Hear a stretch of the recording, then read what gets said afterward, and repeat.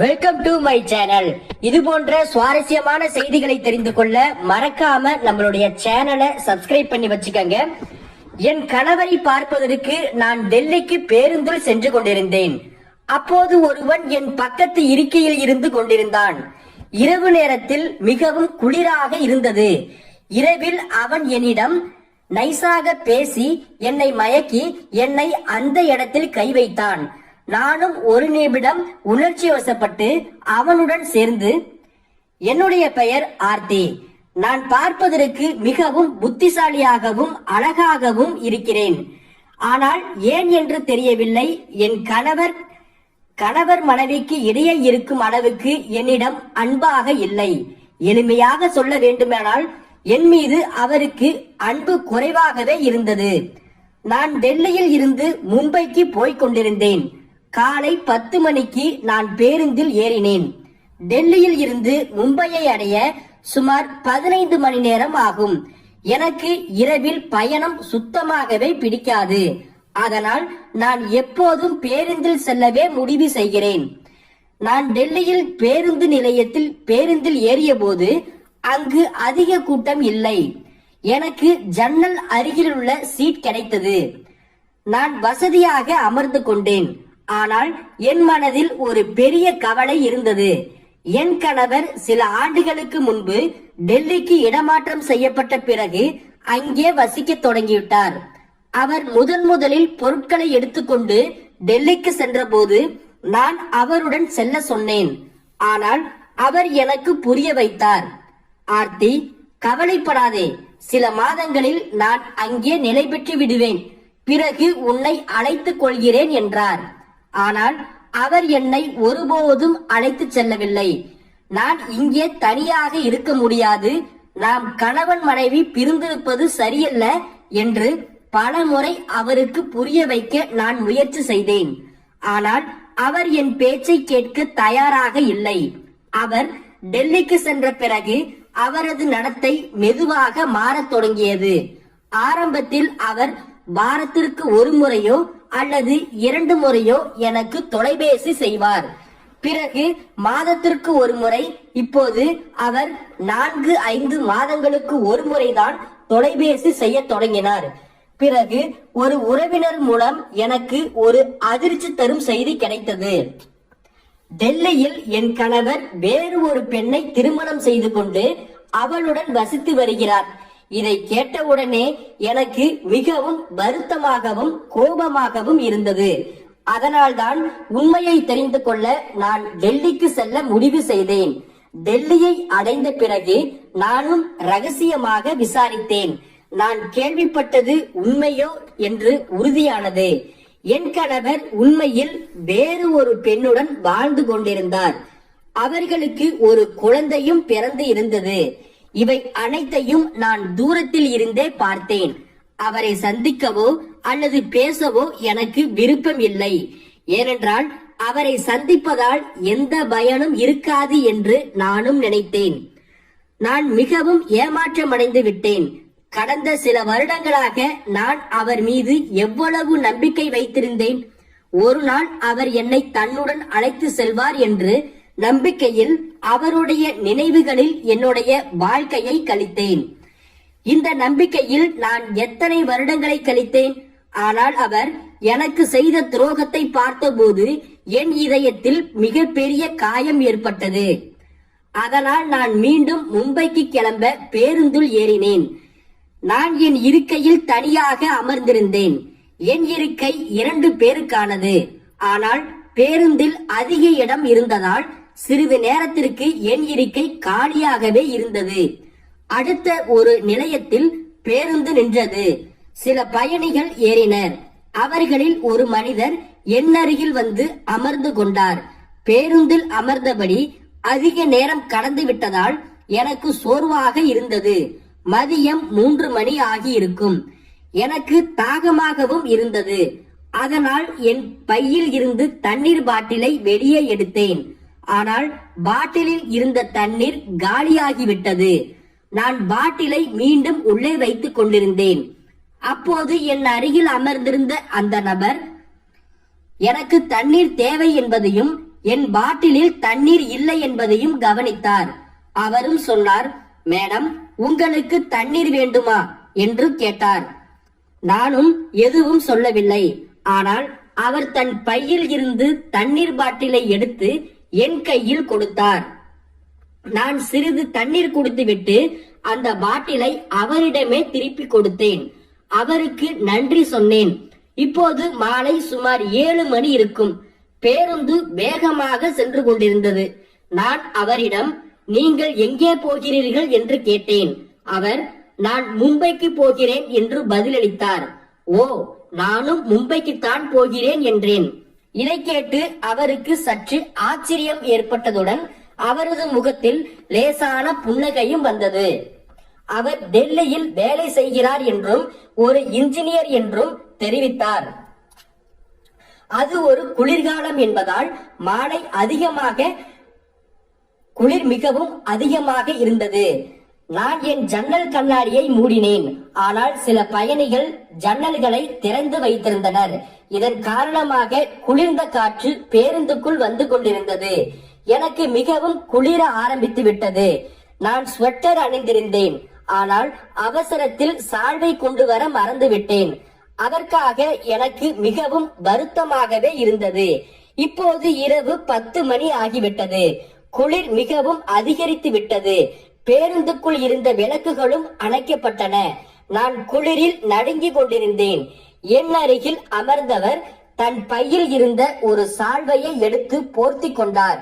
என்னை பார்த்தவுடன் எனக்கு குளிர் அடிக்கிறது என்பதை அவரும் புரிந்து கொண்டிருக்க வேண்டும்.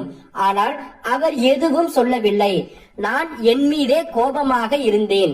இவ்வளவு நீண்ட பயணத்துக்கு செல்கிறேன், சால்வை எடுக்க மறந்து விட்டேனே என்று என் மீதே கோபமாக இருந்தேன். இரவு சுமார் 11 மணி அளவில் பேருந்து ஒரு கடையில் நின்றது. சூடான டீ குடித்து சற்று கதகதப்பை பெற வேண்டும் என்று நானும் முடிவு செய்தேன். நான் டீ வாங்கி கொண்டிருந்த போது அந்த நபரும் கீழே இறங்கினார். என்னை பார்த்தார். நான் அவரிடம் சென்று லேசாக சிரித்தவாறு கேட்டேன், நீங்கள் டீ குடிக்கிறீர்களா? அதற்கு அவரும் சரி என்றே கூறினார். அதனால் நான் அவருக்காக ஒரு டீ ஆர்டர் செய்தேன். நாங்கள் இருவரும் ஒன்றாக டீ குடித்துவிட்டு சிறிது நேரம் பேசினோம். டீ அருந்திய பிறகு மீண்டும் பேருந்தில் ஏறினோம். வண்டி நகரத் தொடங்கியது. ஆனால் இப்போது இரவு 12 மணி ஆகிவிட்டதால் இன்னும் குளிர் அதிகரித்து விட்டது. எனக்கு மீண்டும் முன்பு போல குளிர ஆரம்பித்து விட்டது. அந்த நபர், மேடம், உங்களுக்கு ஆட்சேபனை இல்லை என்றால் நான் என் சால்வையை உங்களுக்கு தருகிறேன் என்றார். அவர் தன் சால்வையை எடுத்து என் பக்கம் கொடுத்தார். அவருக்கும் குளிரடிக்கும் என்பதால் அதை வாங்க நான் மறுத்து விட்டேன். அவருக்கு அது சரியாக இருக்காது என்று நானும் நினைத்தேன். ஆனால் அவர் மிகவும் அன்புடன் வாங்கிக் கொள்ளுங்கள் என்றார். நீங்கள் எனக்கு சால்வை கொடுக்கிறீர்கள், ஆனால் உங்களுக்கும் குளிர் இருக்குமே என்று கேட்டேன். அவரும் சிரித்தவாறே, பரவாயில்லை, நான் சமாளித்துக் கொள்வேன் என்றார்.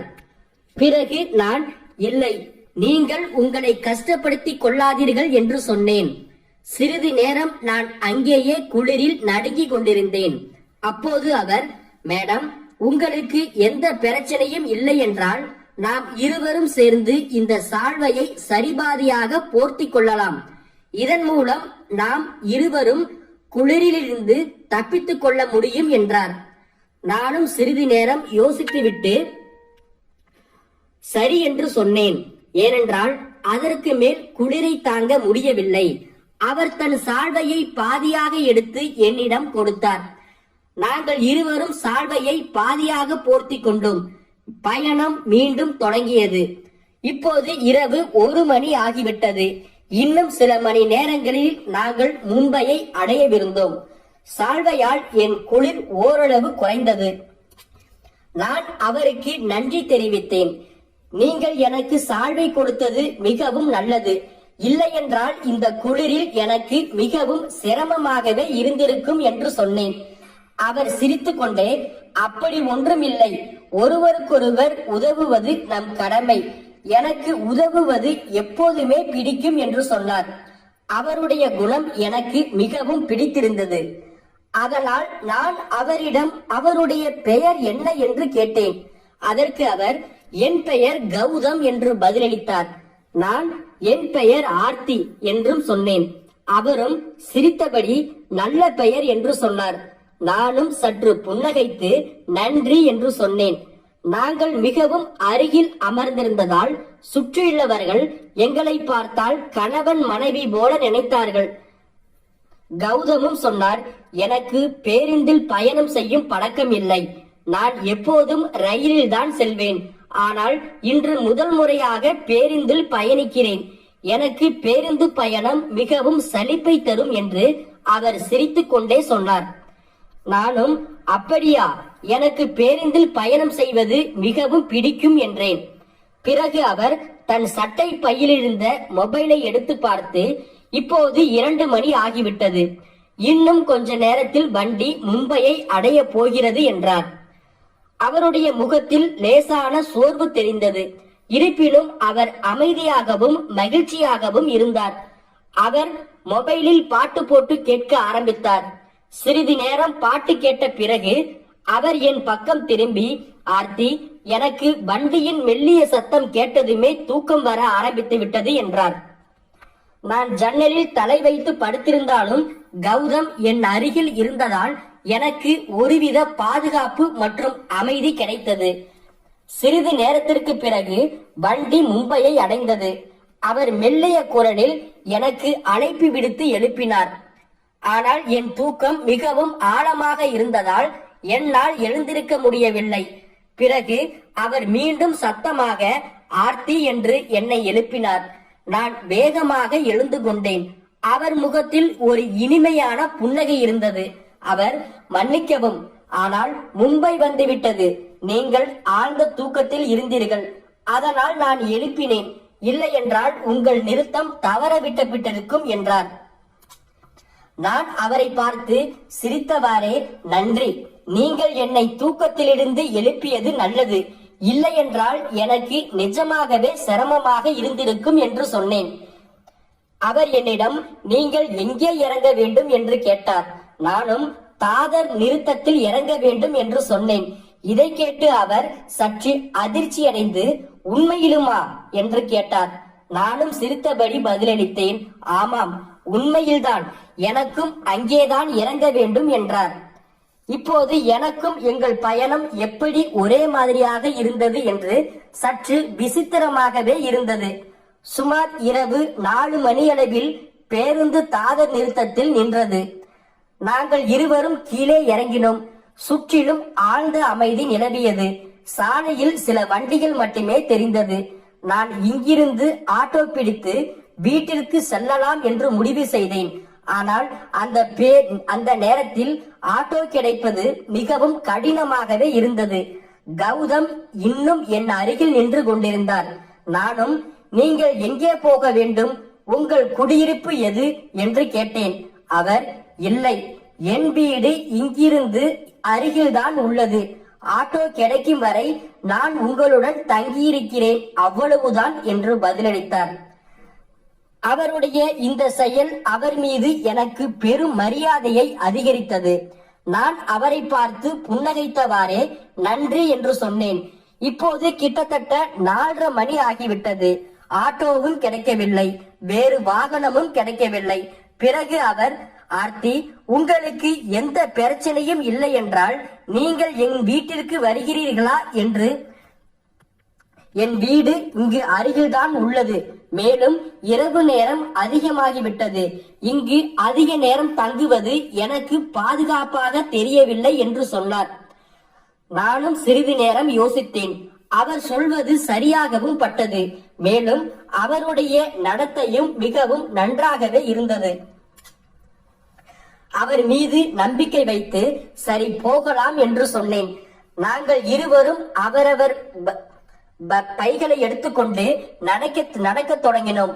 பாதையின் அமைதியில் நாங்கள் இருவரும் அதிகமாக பேசவில்லை. ஆனால் அவருடன் நடந்து சென்றதில் எனக்கு நிம்மதி கிடைத்தது. சிறிது நேரம் நடந்த பிறகு நாங்கள் ஒரு சாதாரண வீட்டின் முன் சென்றடைந்தோம்.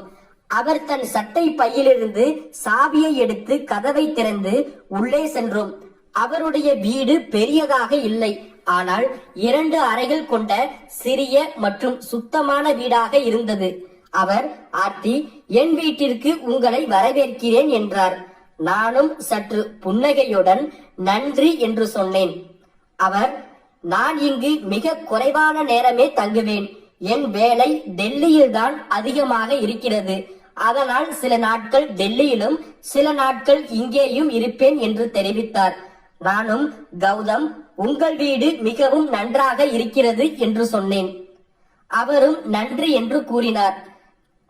ஆர்த்தி, நீங்கள் படுக்கையில் படுத்துக் கொள்ளுங்கள், நான் சோபாவில் படுத்துக் கொள்கிறேன் என்றார்.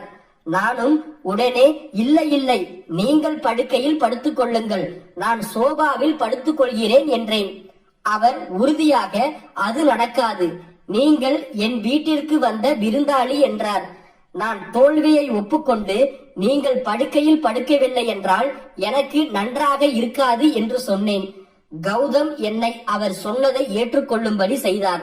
நாங்கள் இருவரும் அவரவர் இடத்தில் தூங்கினோம். பயணத்தின் சோர்வு காரணமாக எனக்கு விரைவில் தூக்கம் வந்துவிட்டது. அந்த இரவின் பேச்சுக்களும் அவருடைய பண்பான குணமும் என் மனதின் மீது ஒரு தனிப்பட்ட அன்பை ஏற்படுத்தவிருந்தது. நான் கண் விழித்து பார்த்தபோது சுற்றிலும் பார்த்தேன். எதிரே சுவரில் ஒரு கடிகாரம் தொங்கிக் கொண்டிருந்தது. நேரம் காலை 9 மணி ஆகியிருந்தது. கௌதம் எழுந்து வீட்டின் சில சுத்தம் செய்யும் வேலைகளை செய்து கொண்டிருப்பதை கண்டேன். வீட்டில் லேசான அழுக்கு இருந்தது. அதை அவர் சுத்தம் செய்து கொண்டிருந்தார். அவர் என்னை பார்த்து குட் மார்னிங் என்று சொல்லி குளியலறையை நோக்கி சைகை காட்டினார். நானும் குளியலறைக்கு சென்றேன். அங்கே கோல்கேட் வைக்கப்பட்டிருந்தது. அதை எடுத்து பிரஸ் செய்தேன். நான் புத்துணர்ச்சியுடன் வெளியே வந்தபோது அவர் என்னை பார்த்து சிரித்தவாறே கேட்டார், ஆர்த்தி, நீங்கள் டீ குடிப்பீர்களா அல்லது காபி குடிப்பீர்களா என்று கேட்டார். நானும் டீ குடிப்பேன் என்று சொன்னேன். அவர் உடனடியாக ஒரு அருமையான டீ தயாரித்தார். உண்மையில் அந்த டீ மிகவும் நன்றாக இருந்தது. நானும் டீ மிகவும் நன்றாக இருக்கிறது என்று சொன்னேன். பிறகு, இப்போது நான் செல்ல வேண்டும். நேற்று இரவு உங்கள் வீட்டில் எனக்கு தங்க இடம் அளித்ததற்கு மிகவும் நன்றி கௌதம் என்று சொன்னேன். அவரும் சிரித்தவாறே, அப்படி ஒன்றுமில்லை, நீங்கள் இங்கு தங்கியது எனக்கு மகிழ்ச்சி என்றார். நானும் அவருக்கு மீண்டும் நன்றி தெரிவித்தேன். நான் புறப்பட தயாராகி கொண்டிருந்த போது, நான் விதி இருந்தால் நாம் மீண்டும் கண்டிப்பாக சந்திப்போம் என்று சொன்னேன். அவரும் சிரித்துக் கொண்டே, ஆமாம், நிச்சயமாக என்றார். நானும், எனக்கு உங்கள் நம்பர் கிடைக்குமா என்று கேட்க ஆரம்பித்தேன். அவரும் நிச்சயமாக என்றார். அவர் எனக்கு நம்பரை கொடுத்தார். எனக்கு அவர் மீது ஒரு வித்தியாசமான அன்பு உருவாக ஆரம்பித்தது. என் கணவரை தவிர வேறு எந்த ஆணுக்காகவும் நான் என் மனதில் இடம் கொடுத்ததில்லை. ஆனால் கௌதம் எனக்கு கொடுத்த அன்பால் என் மனதில் அவருக்கென்று ஒரு இடம் கொடுத்தேன்.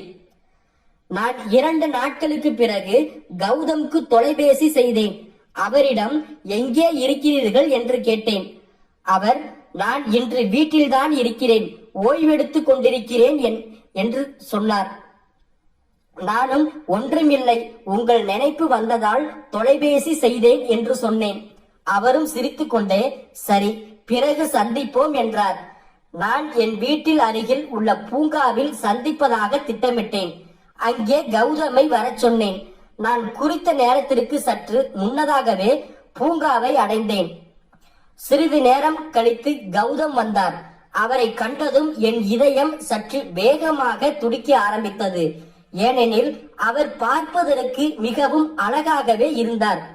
அவர் சிரித்தவாறே, எப்படி இருக்கிறீர்கள் என்று கேட்டார்.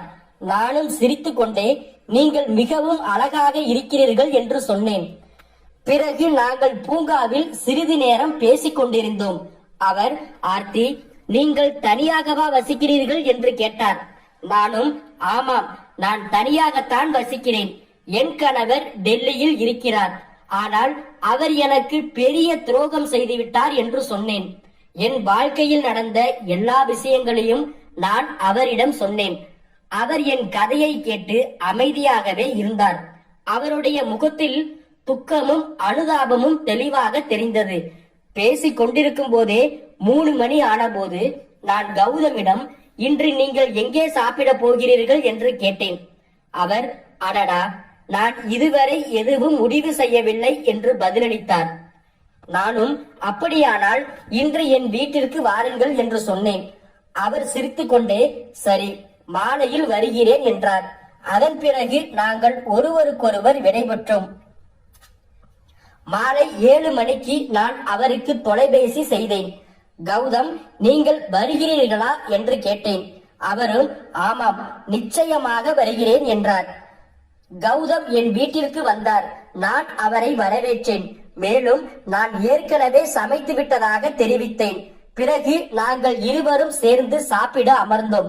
சாப்பிட்ட பிறகு நாங்கள் சோபாவில் அமர்ந்து பேசிக் கொண்டிருந்தோம். திடீரென்று கௌதம், நீங்கள் இந்த சேலையில் மிகவும் அழகாக இருக்கிறீர்கள் என்றார். அவருடைய இந்த பாராட்டை கேட்டு நானும் சிரித்து ஓ உண்மையிலுமா என்று சொன்னேன்.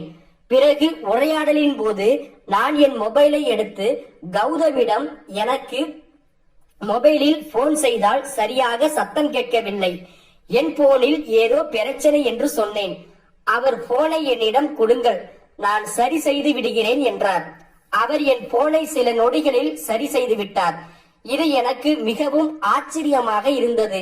நாங்கள் ஒருவருக்கொருவர் மிகவும் அருகில் அமர்ந்திருந்தோம். கௌதமும் சொன்னார், ஆர்த்தி, அன்று நீ என்னுடன் பயணம் செய்த போது எனக்கு மிகவும் பிடித்திருந்தது என்றார்.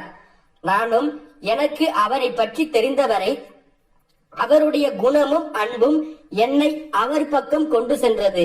சிறிது நேரம் கழித்து நான் அவருடைய கண்களில் ஒரு வித்தியாசமான தயக்கத்தையும் கவலையையும் நான் கவனித்தேன்.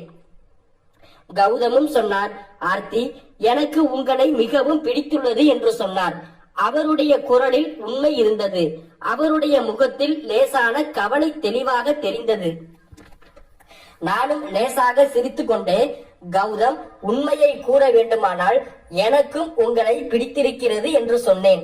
அவர் உண்மையிலுமா என்று கேட்டார். பிறகு நான் டீ தயாரித்து அவரிடம் கொடுத்தேன். நாங்கள் ஒருவரையொருவர் பார்த்து கொண்டே டீ குடிக்க ஆரம்பித்தோம். டீ குடிக்கும் போதே கௌதம் லேசாக சிரித்துக் கொண்டே நன்றி என்றார். நானும் சற்று ஆச்சரியப்பட்டேன், எதற்காக என்று. சிறிது நேரம் கழித்து கௌதம் கிளம்ப தயாரானார். செல்வதற்கு முன் அவர் என்னை பார்த்து, ஆர்த்தி, நீங்கள் சரியாக இருக்கிறீர்கள் அல்லவா என்று கேட்டார். நானும் ஆம் என்று தலையசைத்தேன். ஆனால் அவர் சென்ற பிறகு என் மனதில் பல எண்ணங்கள் வர ஆரம்பித்தன. கௌதமின் அன்பும் அக்கறையும் என் மனதில் அவருக்கான ஒரு தனி இடத்தை கொடுத்திருந்தது. அவர் ஒருபோதும் எனக்கு துரோகம் செய்ய மாட்டார் என்று நானும் நம்பினேன். 2 நாட்களுக்கு பிறகு கௌதமிடமிருந்து தொலைபேசி அழைப்பு வந்தது. அவர் குரலில் மகிழ்ச்சி இருந்தது. அவர், ஆர்த்தி, இன்று மாலை என் வீட்டிற்கு வருகிறீர்களா? எனக்கு நாளை விடுமுறை, நாம் நிதானமாக பேசலாம், சாப்பிடலாம் என்றார். அவருடைய இந்த பேச்சு என்னை சிறிது நேரம் யோசிக்க செய்துவிட்டது. ஆனால் என் மனதில் இருப்பதை சொல்வதற்கு இன்று ஒரு வாய்ப்பு இருக்கிறது என்று நானும் முடிவு செய்தேன். அவர் என்னுடன் வாழ தயாராக இருக்கிறாரா என்று நானே அவரிடம் கேட்க வேண்டியிருந்தது. மாலையில் நாங்கள் சந்திக்கவிருந்தோம். அந்த நேரத்தில் கௌதமிடம் திருமணத்தை பற்றி பேச போகிறேன். இது எனக்கு மிகவும் முக்கியமானது. ஏனென்றால் அவருடைய பதிலை பொறுத்து என் வாழ்க்கையின் அடுத்த பயணம் அமையவிருந்தது. அவருடைய உண்மையான எண்ணத்தை நான் தெரிந்து கொள்ள வேண்டும் என்பதற்காக நான் இந்த கேள்வியை அவரிடம் எளிதாக கேட்க வேண்டும் என்று முடிவு செய்தேன். மறுநாள் நான் கௌதம் வீட்டிற்கு சென்ற பிறகு எந்த தயக்கமும் இன்றி, கௌதம், நான் உங்களை காதலிக்கிறேன், உங்களை திருமணம் செய்ய விரும்புகிறேன், உங்களுக்கு சம்மதமா என்று கேட்டேன். அதற்கு கௌதம், ஆர்த்தி, எனக்கும் உன்னை ரொம்ப பிடிக்கும், எனக்கு உன்னை திருமணம் செய்ய முழு சம்மதம் என்றான். அதன் பிறகு நாங்கள் நீதிமன்றத்திற்கு சென்று என் கணவருக்கு விவாகரத்து கொடுத்துவிட்டு என்னை உண்மையாக நேசித்த கௌதமை திருமணம் செய்து கொண்டேன். இப்போது நாங்கள் எங்கள் வாழ்க்கை மிகவும் சந்தோஷமாக இருக்கிறது. இப்போது எங்களுக்கு ஒரு மகன் பிறந்துள்ளான். கௌதம் என்னை இரவு நேரத்தில் எப்பொழுதுமே சந்தோஷமாகவே வைத்திருக்கிறார். இந்த வீடியோ பிடிச்சிருச்சு அப்படின்னா மறக்காம உங்களுடைய கருத்துக்களை கீழே